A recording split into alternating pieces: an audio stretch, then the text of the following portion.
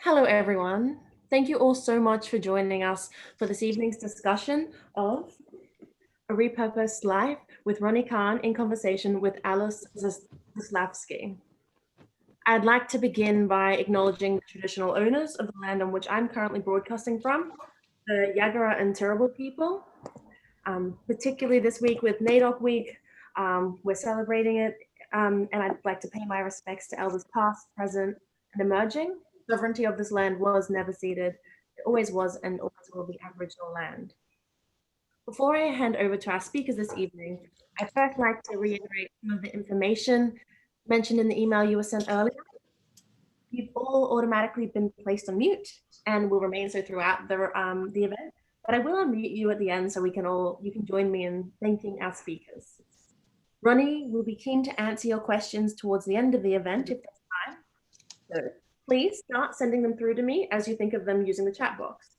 If you're not sure where it is, it's in the bottom left-hand corner. Just click it there, type through any questions, and I will read them out along with your name as soon as I'm prompted to do so. I'd also like to mention that we have a special promotion for everyone in attendance today. If you use the code EVENT, that's EVENT, at checkout on our website, you'll receive 10% off all books ordered from our website within the next 24 hours. And I'll send you a link for A Repurposed Life during the conversation this evening as well. So make sure you grab your copies early to make the most of that discount. I'd now like to introduce our in-conversation partner for tonight, Alice Zaslavsky. Alice is a food literacy advocate, resident culinary correspondent for ABC News Breakfast and ABC Radio, and creator of Phenomenon, a free digital toolbox helping teachers slip more serves of fresh in every subject.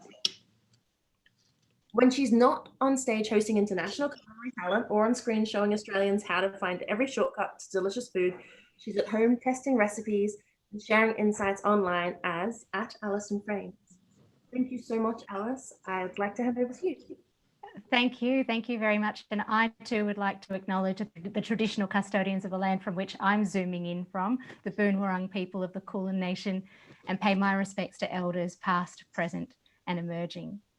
Now, I have been tasked with giving Ronni Kahn's bio, but let's face it, you're all here because you've either read Ronni's memoir already, are super keen to read it because you already know everything there is to know about her, or at the very least are a humongous fan. So I'm not going to waste time going through that. I'm going to give us as much time as possible to get into her story. And it's really my job to facilitate some stories and delve deeper into moments within the memoir and hopefully eke out some extra bonus content that only you can glean from this conversation. So without any further ado, we'll watch you all on your mutes.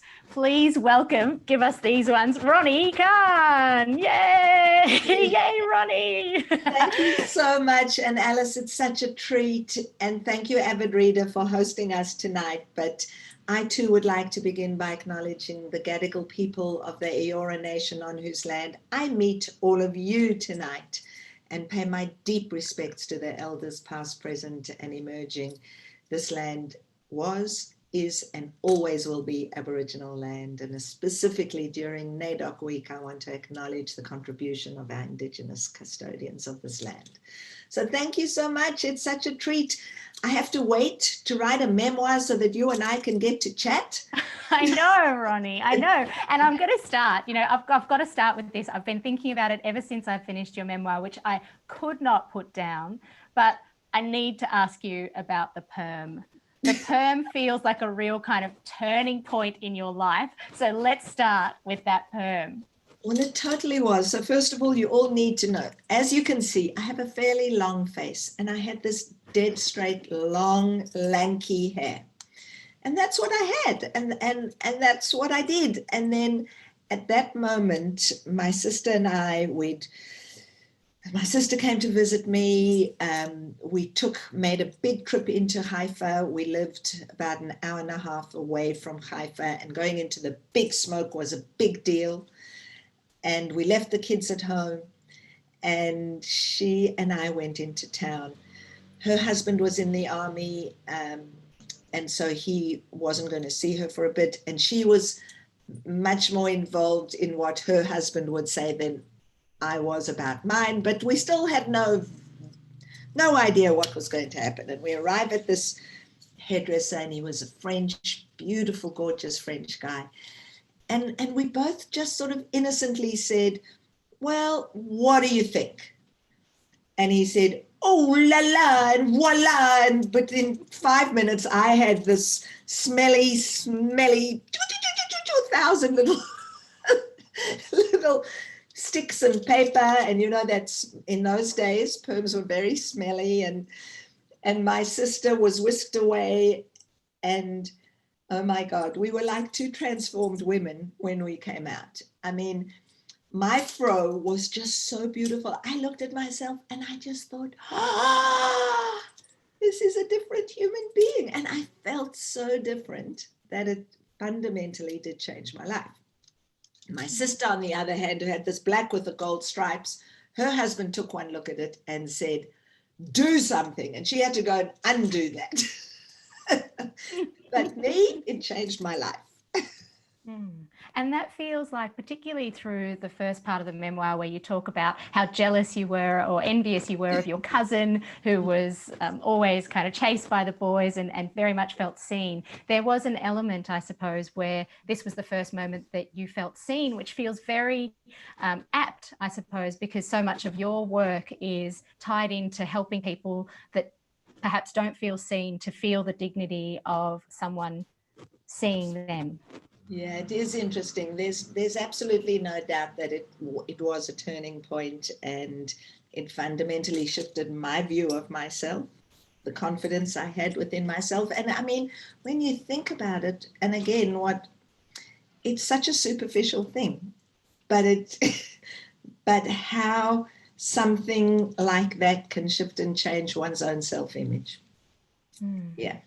And I suppose actually you felt the same way. It shifted your life again when you decided to stop colouring your hair. I know for those people who are zooming in, expecting for us to go deep straight away, this is deep. It's just a different conversation than you might expect from anybody else. So when you decided to stop colouring your hair, that felt like another turning point again. Well, the interesting thing was, apart from the fact that, as I wrote in the book, my then husband really fundamentally switched off and hated it. Most people said how brave and courageous I was. So how ironic is that? When you go back to your natural state, you have people telling you you're brave and courageous. And so I thought it was important to put in the book because, funnily enough, so many people have written to me and said, oh my God, thank you, because just even for acknowledging and picking up that it's ridiculous that we have to feel, women in particular have to feel that they have to hide behind their natural beauty in order to present a certain face, a certain youthful look. So I've had it certainly has resonated with many, many people. Absolutely. And looking at the faces tonight as well, there are plenty of women, more mature women zooming in. And I feel like a fine wine, Ronni Kahn, you only get better with age. What do you have to say about that? I don't know if it's one gets better, but it's how one feels about oneself, and I think it's really important. And in a way, the shift for me when I started Ozharvest, when I did find what it was that I was destined to do on this planet at this point in my life, because the truth is, maybe there's still something more for me to do. I don't know. I would never limit myself now. But when you find that somehow everything else falls into alignment and you have a much greater acceptance of who you are and a willingness just to really I'm a vessel for what I do. And so I think where it's taken me is saying, yeah, I think I'm a better person now than I was, and it's all relative. So it's not that I'm saying I'm a fabulous person. I'm saying I'm better than I was. Well, we're saying you're a fabulous person, Ronni Kahn. And something that you said just then raised an eyebrow for quite a few people. You said, I don't limit myself. I would never limit myself now. Yeah, because quite honestly, I now realize, and one of the messages for me in the book was, I'm just, and that I hope that people receive, and I've had messages affirming that that message has definitely gone out. I wanted to show how very ordinary I am, that I didn't spend my life plotting and planning and thinking one day I'd be this, and one day I was going to start a charity, and one day I'd be, interviewed by the wonderful Alice Zaslavsky. I didn't spend my life thinking that. So when you start doing what you are meant to do, suddenly that alignment means that actually you're very full with what it is that you do. And the truth is there are no limitations. It's like when people say, maybe you should call the Queen. I'd have no hesitation calling the Queen if I needed to ask her something. Now, she might not take my call, but I would ask her, because the worst that could happen is she'd say no. There's a word for that, Ronni, that in my mind it sums you up in a nutshell, and it's Hutzpah. It's the Yiddish word for just having that, the guts to do anything, I suppose, a cheek to you, where you will pick up the phone and call anybody. How can we all cultivate that sense of chutzpah within ourselves? I think the reason I'm so able to do that is because actually I'm never asking for something for myself. If you asked me to ask you to do something that was of benefit to me personally, I probably would bulk and think about it and work out. But if you ask me to do anything for Ozharvest, for the purpose, for homeless people, for hunger, for climate change, for climate action, for, any of those things, hey, I'm up for it. That's what I can use my voice for. And so that's what's changed so dramatically for me, from being a mouse in a corner, which I absolutely was. And I know that might be hard for people when you see me now, but it's because right now I'm in alignment with everything that I'm supposed to be doing. How much did your time in India influence and help manifest that alignment? Dramatically. I had already started Ozharvest when I met my teacher, my guru, but that notion of service, that we are put on this planet to serve the better good of others, just landed for me in that perfect moment. And that really is what drives me, the ability to serve, because that's what I'm put on this earth for. And it's not about religion, and it's not about a God, and it's not about a guru, and it's not about a Buddha or a Muhammad or a Jesus or a Jewish God. It is my role. And having the simplicity of that message just brought to me, I thought my son had joined a cult. I thought I was going to save him. But the message was so profound. Serve people. And feeding people in that particular culture is like a huge blessing, a huge gift to the universe. And I landed up by that being the medium that I could serve. So it's my guiding light. There's no doubt, And do you have a daily practice? And if so, what does that look like to you?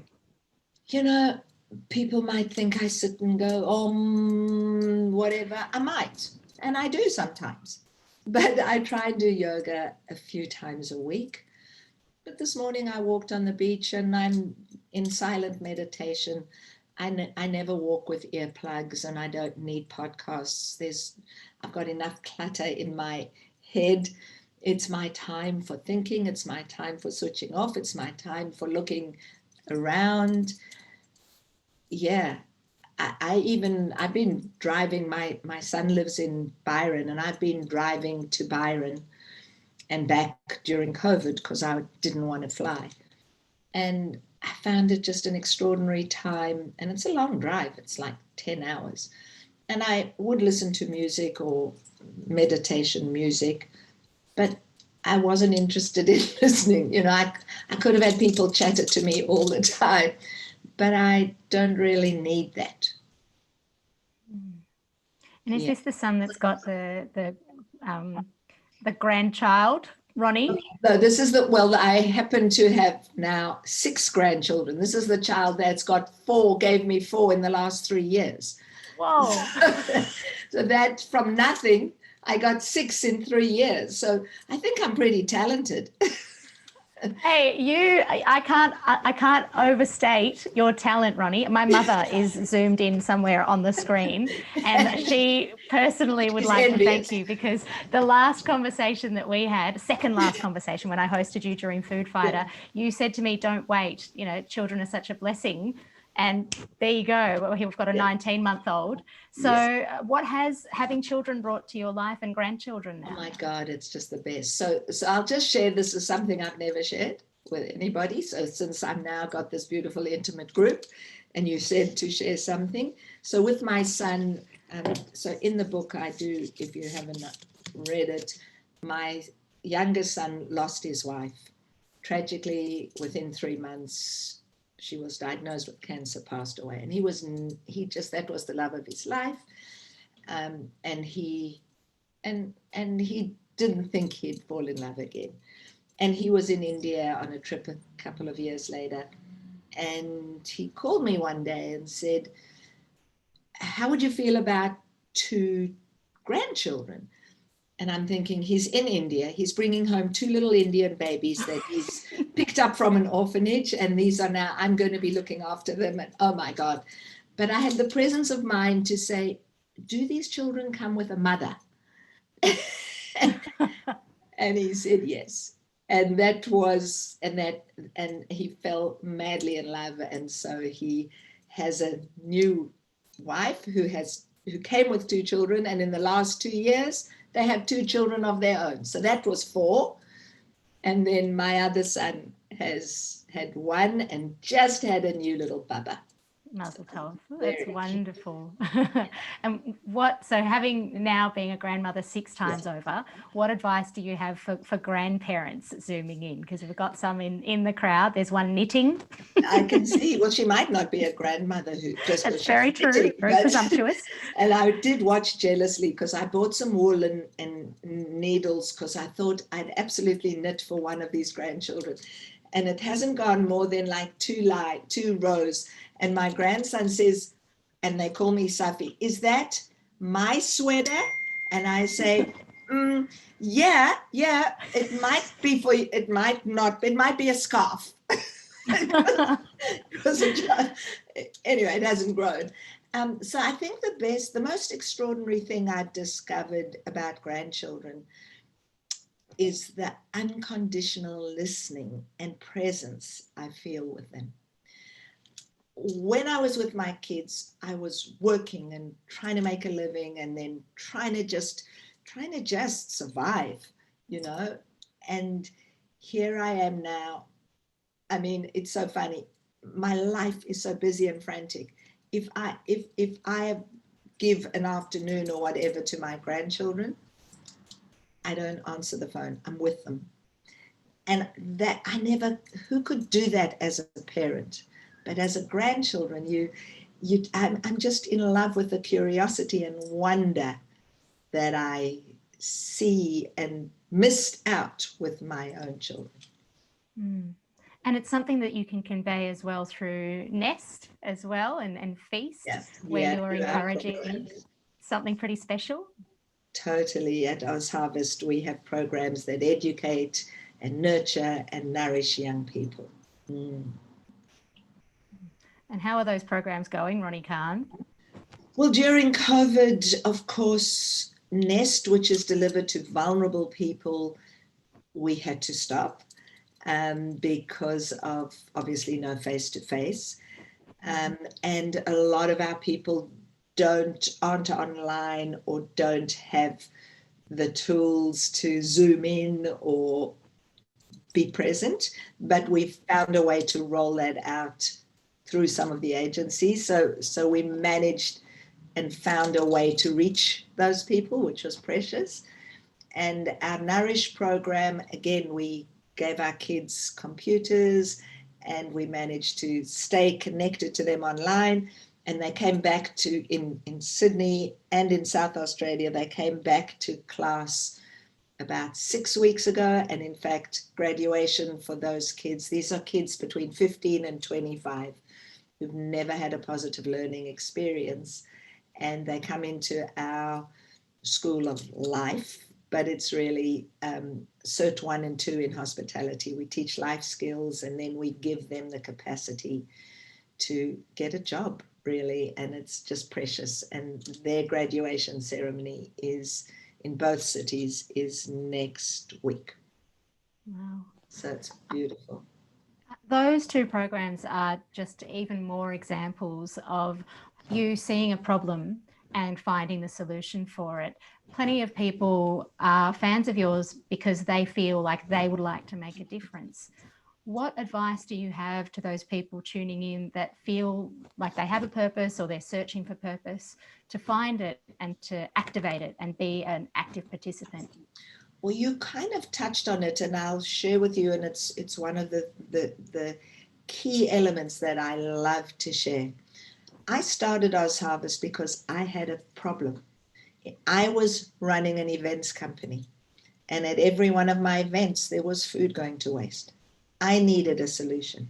Now, the extraordinary thing that I'm still in awe about is I could have said, why doesn't somebody solve that problem for me? Which oftentimes we do. You know, a million times we can say, oh, this drives me mad. I wish somebody would fix it.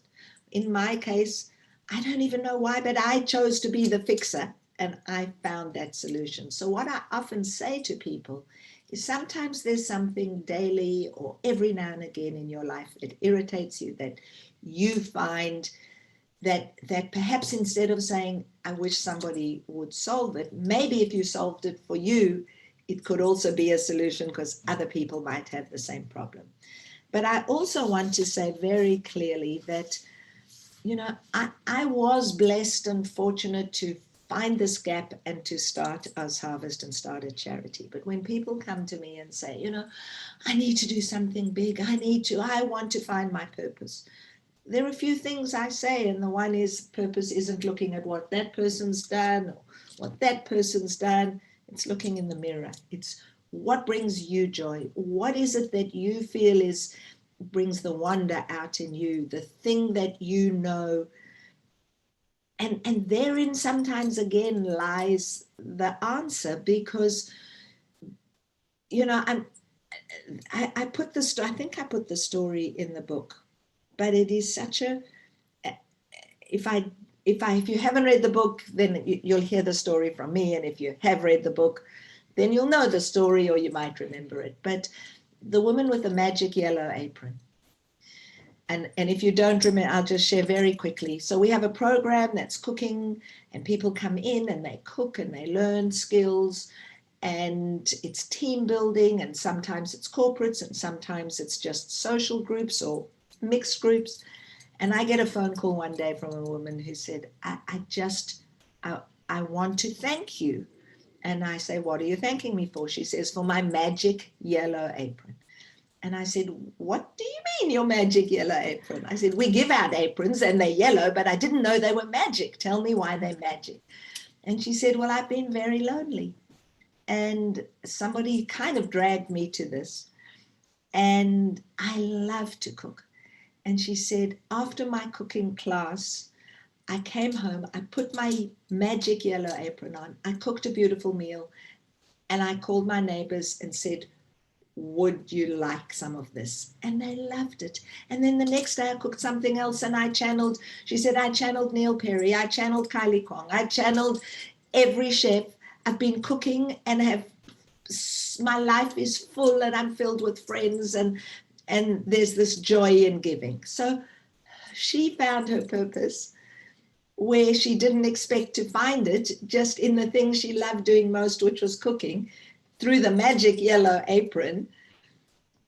And something fundamental changed for her. So it's when it's making coffee for someone who wasn't expecting it. It doesn't have, it's the tiny little things that have ripple effects, not necessarily starting a charity, but by all means, as I said, I didn't set out, I thought by now, today, in fact, is our 16th birthday. Last year we had a big 15th birthday party. Sweet 16. Yeah, exactly. And last year we had a big 15th birthday party with 300 people, and it was beautiful. And this year we did Zoom with a few people. So that's the reality. But the point is, my intention was to solve a problem, and it always is to solve a problem, to be an intervention, not to perpetuate the problem.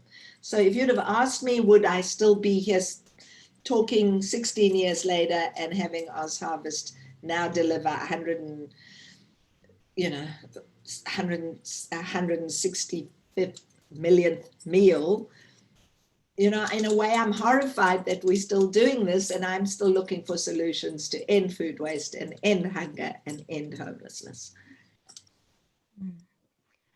And Ronni, you mentioned in the book as well that for some people, the place from which they're seeking to do something, often it's a matter of checking ego and seeing why you want to find your purpose.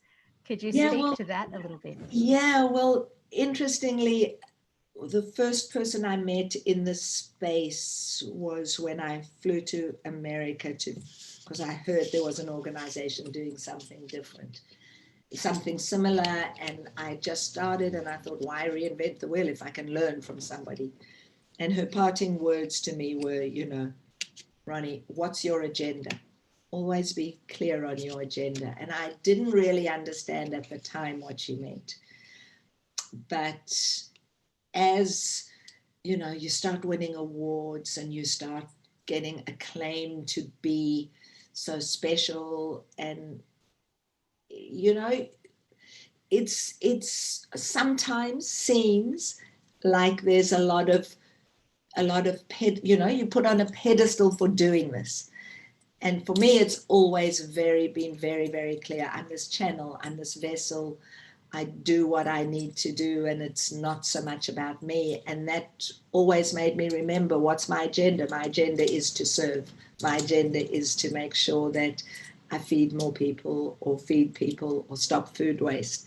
So I think when people come to me for mentoring, at some point in that conversation, it'll be, I just am checking in for you. You need to check in on what your agenda is. And there's no right agenda or wrong agenda, but oftentimes the people check in and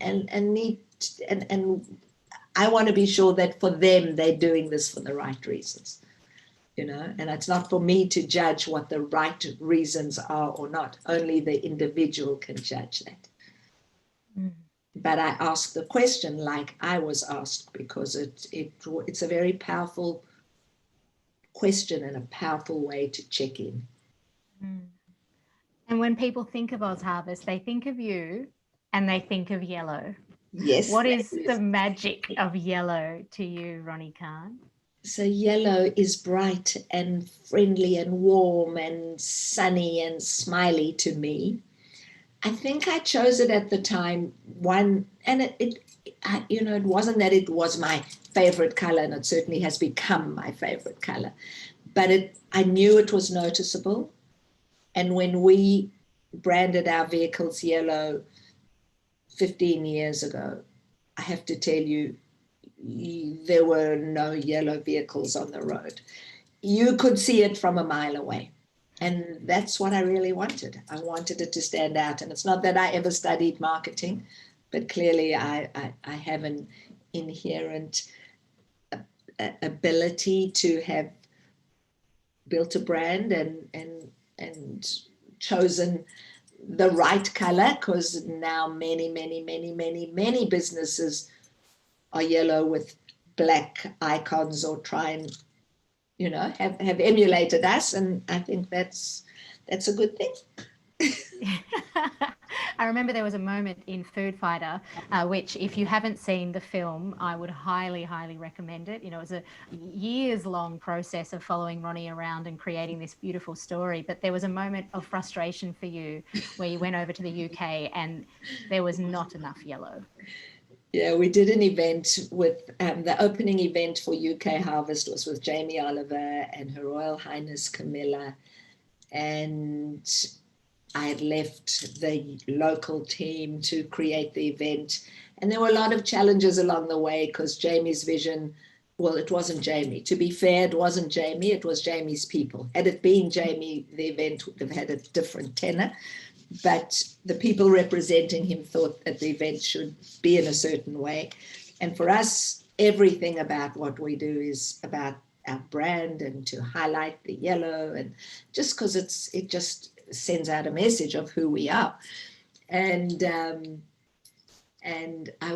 flew in, and they'd already started setting up the space, and it was this glorious, the old fish market on the water's edge, in London, the middle of London, magnificent old building. And I walk in, and there are flowers, magnificent flowers. It looks like a glorious wedding. And I'm like, where's the yellow? And then I find a sign that's toilets. It says they printed the toilet sign in yellow, and I was like so excited to see the yellow. And then there was another moment of frustration in the film, Ronni, with government, which I'm sure you tear your hair out at times dealing with the rigmarole. Yeah, look, you know, if you're an activist, you have to navigate the landscape very carefully. And I had a run-in with our then Minister for the Environment, who is now our Treasurer, Josh Frydenberg. And we'd put together a whole plan of what would be needed to start affecting climate change. Thanks to us, we got our government to commit to halving food waste by 2030, in line with the UN SDG goals. Actually, even before the UN SDG had set that goal, we Ozharvest got our government to commit. And we had put together a line by line budget of what investment it was going to take to start putting that in place. This is in 2017, which then meant we had 13 years to achieve this. And the budget was about $37 million. And it wasn't for us, it was to implement across the board a whole range of programs. And our treasurer gave us 1.3 million. I was a little disappointed, and he asked me to be on a TV show with him to talk about it. And am I going to say to this person who I knew had potential to either be our next prime minister or very close to our prime minister exactly what I thought? So it was one of those challenging moments. You didn't have to say a word, Ronni Kahn. Your face is very expressive. We saw everything that you needed to say in your pudding. Yeah. I suppose those sorts of frustrations, though, come up a lot for you. How would you say you deal with conflict, and how would you, have you got any advice for people to deal with those tough, challenging, frustrating situations? Yeah, I don't deal with, in that I remove conflict. Conflict is not, it's not because I'm scared of conflict. It's just that I think we navigate that. I think by listening correctly, by hearing and by explaining and by sharing, I try not to get into a position of conflict, because the conflict comes when there's lack of understanding. You know, in that kind of situation, it was very awkward because there'd been an expectation and I'd been told that in that particular situation, that we would be looked after because they understood the importance. So the gap between the hearing and the listening was huge. But again, you know, when the film Food Fighter went into Parliament, I asked Josh to host it, and he's in it. And with that look on my face, and he agreed. So, you know, it's about making sure that you just, you know, you try and bring out the best in people, and you try and be the best you can be. Amazing. Now we've got just under 10 minutes before we go to audience questions. So if you've got questions for Ronni, make sure you're typing them into the chat. I can't wait to see what you want to know. But you spoke about actively listening and having conversations that move you. One part of the book where you have a deep and meaningful conversation out in a garden with a dear friend. I would love for you to tell us more about that conversation. You know, I honestly think that dear friends, you know, you do want to listen carefully and hear carefully, and I just I love that moment with. There's a moment with, there are quite a few moments actually in the book with very precious people. I'm going to talk about the one with Selma, because so Selma's now my 92-year-old friend, who is really, she galvanized me into action. And the most exciting thing actually that I want to share about her is that her son, Alan, is now the CEO of South Africa Harvest. And, you know, just that whole cycle is just an extraordinary thing in the longevity of relationships. And when Selma, you know, so one of those conversations with Selma is... Ronni, I'm going to interrupt you. You didn't even say that he was your betrothed. Alan with the ring. This is true. When Alan and I were 3 and 4, my mother found a ring in my toy chest. And for some reason she thought, do you know what a lucky packet is in Australia? Do you know what a lucky packet is? Is it like a Kinder Surprise, something like that? Maybe. In South Africa, you'd kind of get a little packet, and it was called a lucky packet, and there were some lollies in it, and there might be a charm or a lucky or a little plastic toy. Mm-hmm. And for some reason, when my mother found this ring, she thought, that's not a ring from a lucky packet, luckily. And she looked at it, and she knew it wasn't hers. And she went next door to Selma and said, Sel, because we were in and out each other's houses, and said, Sel, do you know anything? Does this ring? And Selma looked at it and said, oh my God, it's my engagement ring. And she called Alan, who was 4, and said, Ali, what are you doing? Why is this ring in Ronnie's house? And Alan said, well, you told me that one day I'd give it to the girl I was going to marry. So I gave it to Ronnie now, rather than waiting. But we never did marry, but we have stayed close all our lives. But it's a beautiful love story because you've found that passion together, and we would love to hear that conversation that you had with Selma now. I'm sorry to interrupt, but I had to give that little tidbit because it's gold. Yeah. So Sel, so it's so interesting because when I said to her, well, through Selma, I actually, after seeing what Selma did, was when I was galvanized into action. We went into Soweto, but after that, when I said to Selma, I can go into all the details, but you'll read that in the book. Read the book. Yeah, read the book. But when, in hindsight, and when I was researching and remembering for the book, and when I went back to Selma to just really get some details about her life, she was just I had such a deep conversation with her. She couldn't understand why I was even bringing her into the book.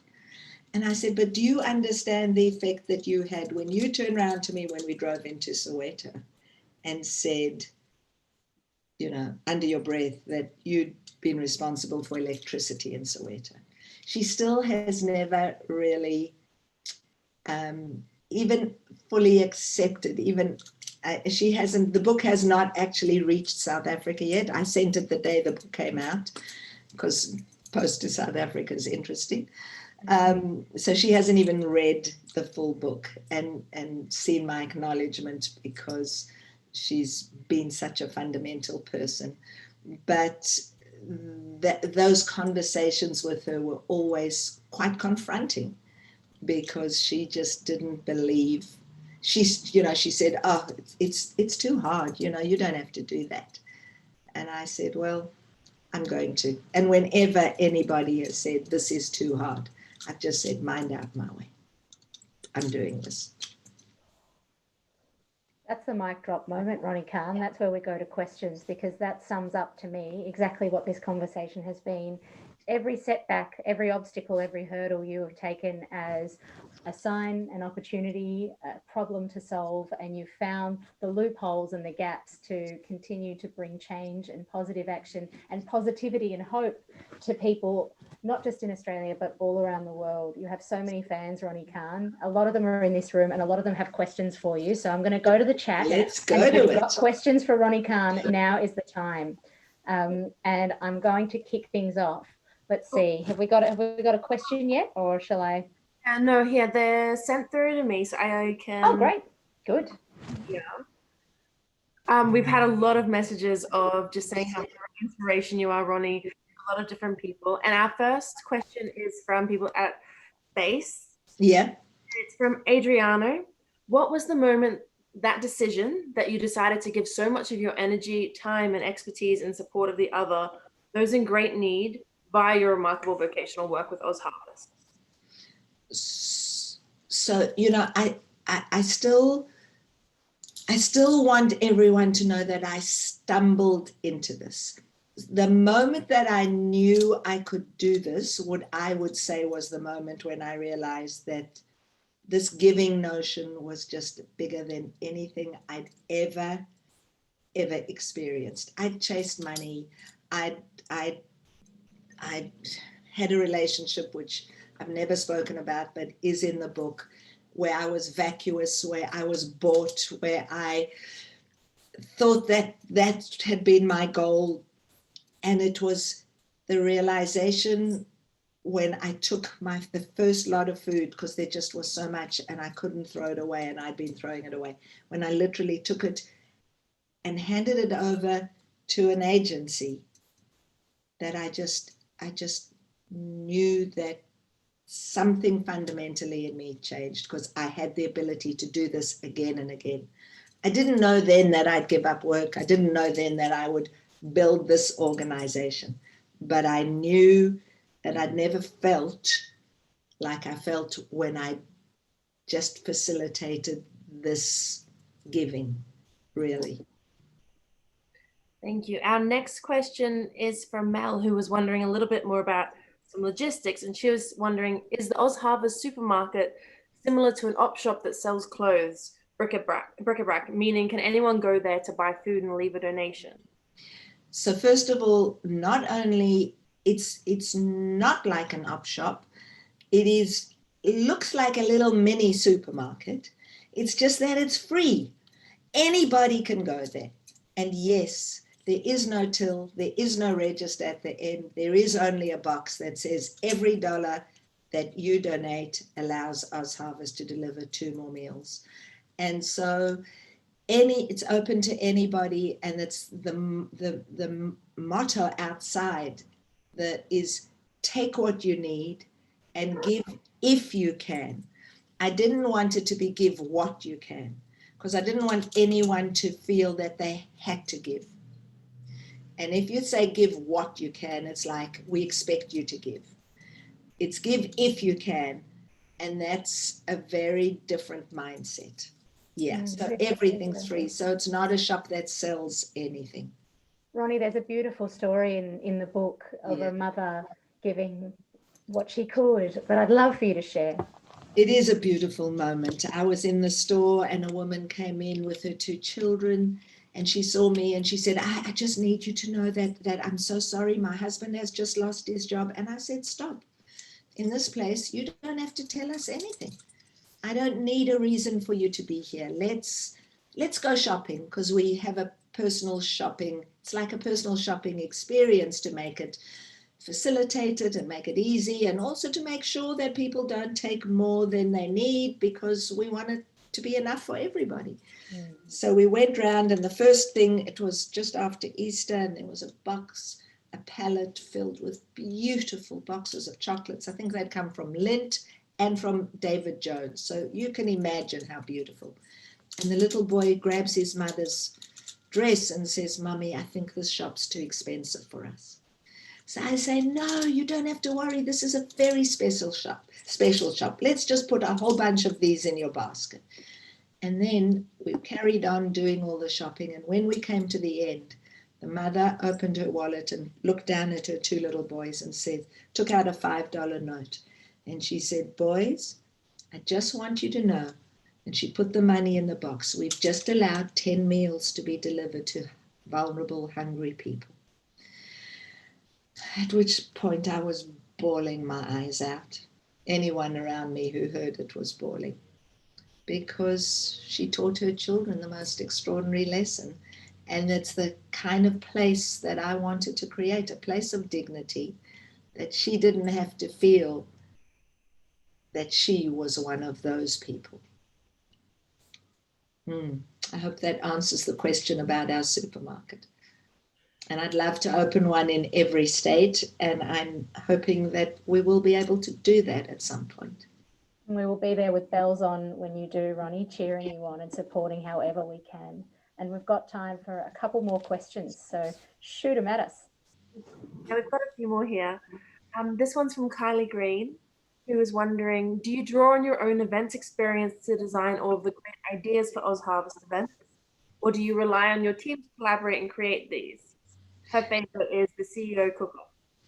It's so funny. Somebody this week turned around to me and said, oh my God, Ronni, I've just realized that actually all you did was you created an events company out of Ozharvest, and you just create everything you do. And in a way, they're right. Our events are unique. And thank you, Kylie. Hi. Our events are unique. And I never did an ordinary event in my event life, and I never wanted to do I've never done a black tie dinner for Ozharvest. It's always been an experiential, very meaningful way if we were going to bring people together. So yes, there's no doubt that my event experience has just moved over into Ozharvest, but I certainly get beautiful and wonderful ideas from my team. And the only reason I shine is because I've got an amazing team around me. Thank you. Emily Hua was wondering, is being in alignment or finding balance in life something that you consciously tweak? How do you know when you're ready? I just need to clarify the question. Is it how do you know when you're ready to give back, or how do you know you're in alignment? I'll answer sort of both. You know when you're in alignment when every part of your being feels like it's in the right place at the right time.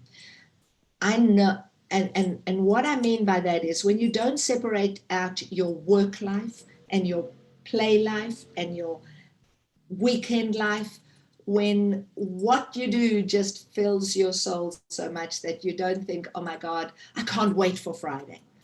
Now, my team might love the weekend, but they love their work. They meet each other on the weekends. It's like, so that's how, so you know, and you know that when you know that you're doing good for other people, even if you're selling, you know, you don't, whatever you're doing, if you're doing, and there's an element of good in it, and you don't start separating out your life and bringing half of yourself to work because you're leaving your best self at home because you don't want to show people who you are. That's not in alignment. It's when you can be your full self in everything that you do. That's lovely. I hope that answers the question. I think so. Tamara McComb was saying, Ronni, your energy is infectious. When you are facing adversity, how do you remain focused on the bigger picture and not lose heart?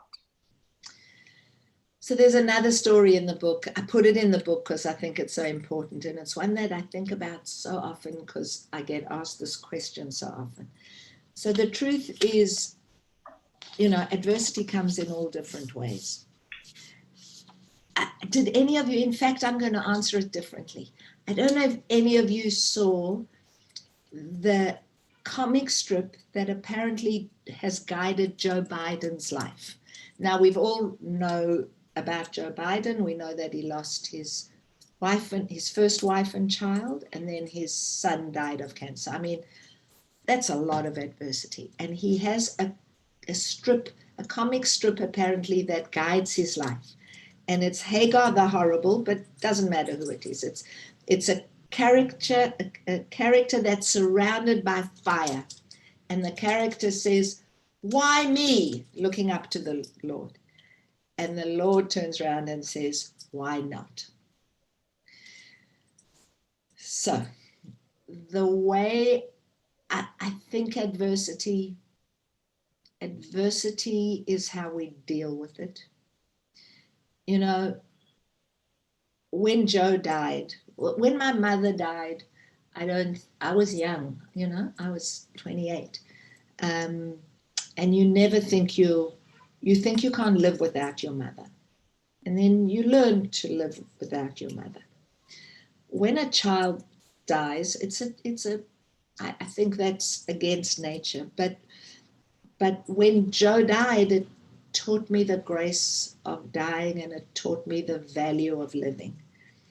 And so I think when you understand that I live every single day as if this is my last, and I don't do that in a negative way. I do that because I wake up in the morning with gratitude, and I go to bed at night with gratitude.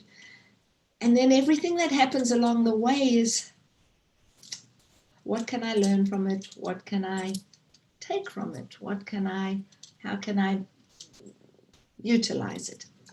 I don't know, I'm just waffling. Maybe, I don't know if that answers your question, but I just think we are here to make the most of every moment and to learn from every moment. Thank you. A little more of a logistical question. I have a couple of different people from different places asking where Ozharvest supermarkets are in Australia. So at the moment there are two, and they're both in Sydney. One's in Kensington and one's in Waterloo in Sydney.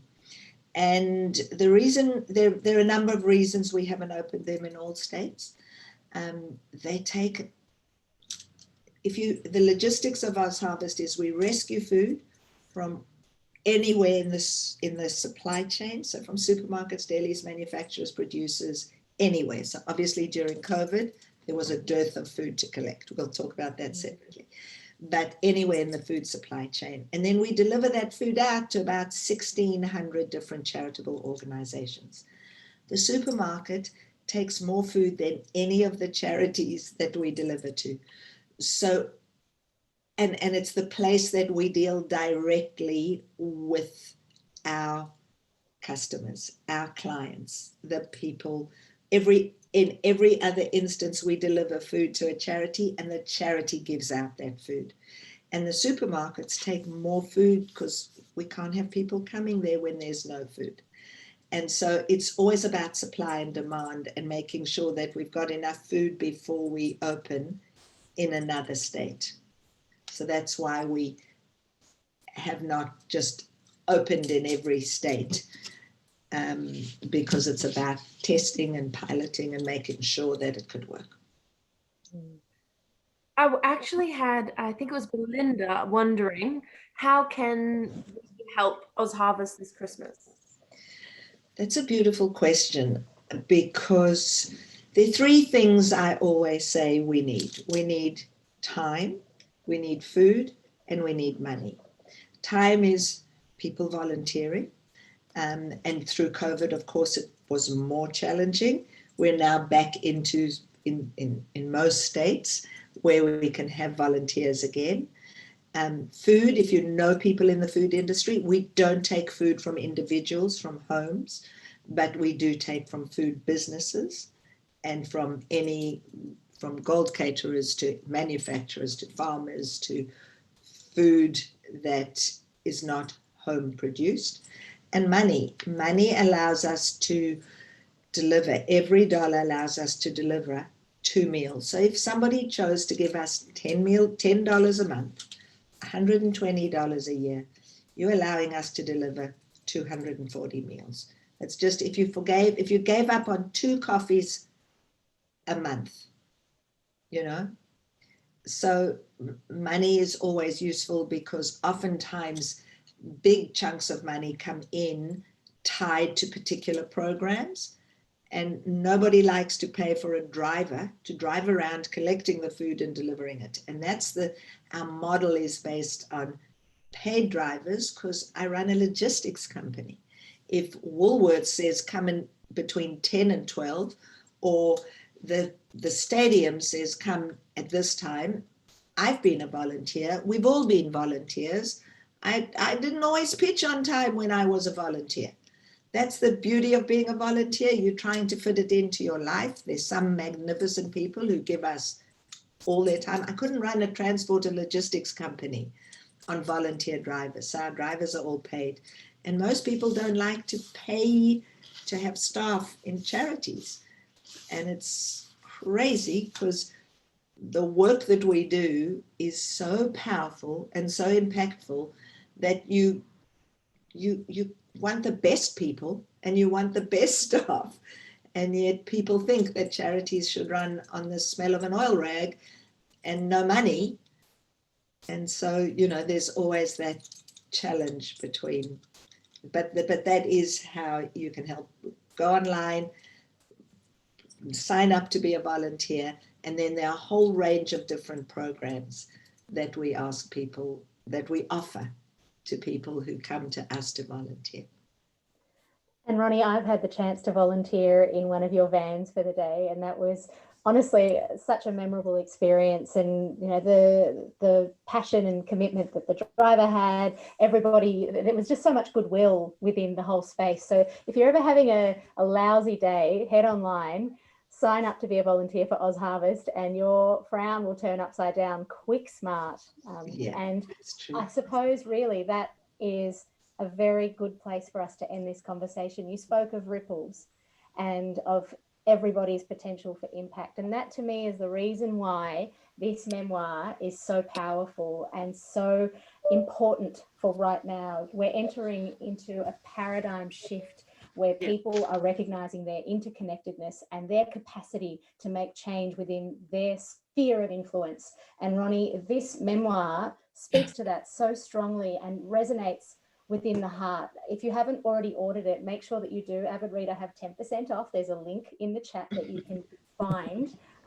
Can't recommend this book enough, but also can't recommend keeping the rest of to and being committed to continuing to see what you do, because Ronni Kahn, you are unstoppable. And to get to sit with you for an hour, to get you to stop for an hour and share your story and your passion and your experiences with this group, we're so grateful for your time, and I'm grateful to everybody that's tuned in. It's been I felt the energy from the room, from both Avid Reader and from the Space series. So thank you very much for your chat. Thank you for having me, and I'll hand over to Avid Reader to finish things off. Can I just say thank you so much, Alice, for being such a beautiful, beautiful facilitator.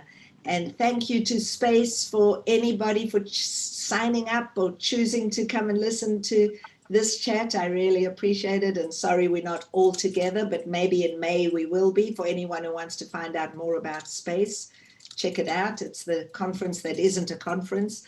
But and to Avid Reader, thank you, and to all of your Avid Readers online community who joined us tonight. Thank you so very much.